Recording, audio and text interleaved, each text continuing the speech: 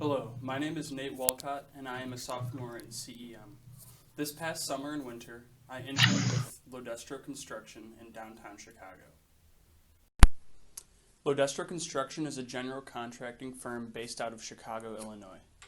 We have several jobs in the Chicagoland area, but roughly 80% of our work takes place within the Northwestern Memorial Hospital System. Northwestern is one of the largest hospital systems in Illinois, so there are plenty of unique and challenging jobs. Healthcare is unique because of the many challenges that come with it.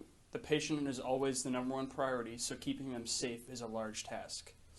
When we do healthcare construction, before a job even starts, we have to go through a series of meetings with the hospital safety manager and other administrators and go through these meetings that are called ICRA meetings. And ICRA stands for Infection Control Risk Assessment. In these meetings, we go over all of the different types of processes that go on through the construction phase and how those can propose a risk to inhabitants of the hospital. And then we have to work out a system to mitigate those risks to the fullest of our potential. Some of the ways we do this are through the use of HEPA air scrubbers, which are large machines that filter out the air in the construction space to prevent any contaminants from leaking into occupied spaces. And then we use manometers, which are a pressure monitoring system, to monitor the pressure inside and outside of the construction zone. Doing this cleans the air before it gets back into the hospital and prevents any contaminants from leaking onto patient floors. And then we can keep a consistent log of all of the data from the manometer to prove that it has been staying up to date.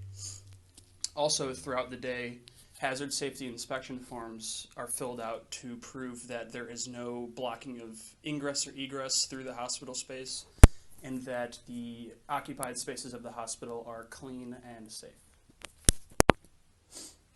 In our downtown office, we have roughly 9 full-time guys that run all of the jobs in the surrounding area. Because our office is 2 blocks away from the Northwestern Medical campus, we can walk from our office to all of the jobs in those buildings very easily, and the farthest to walk is roughly 5 blocks. So it's very convenient to be located downtown.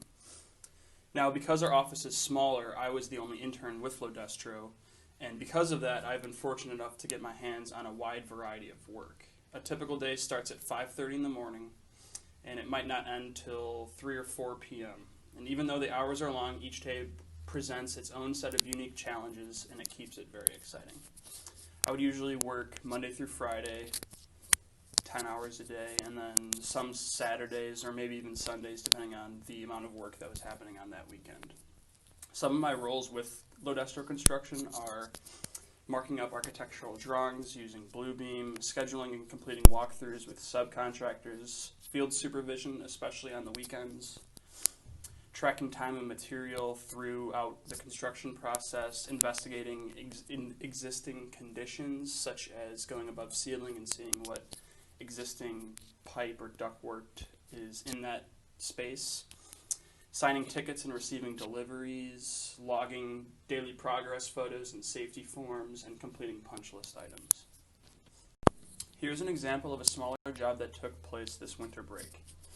The soffit in the elevator lobby on the 7th floor of the Arcus building was to be changed from the existing curved ceiling to a flat one.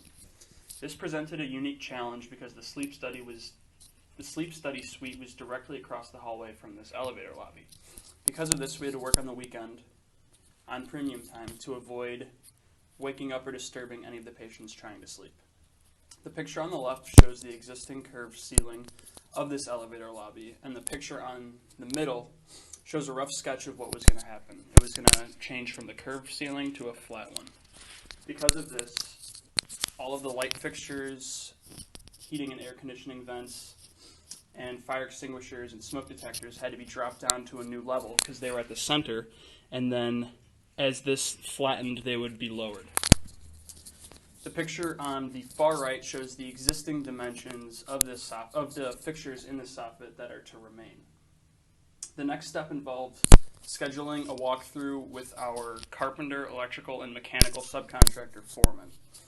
We met in the space, and we concluded on the scope of work that needed to take place and scheduled the work for the following weekend.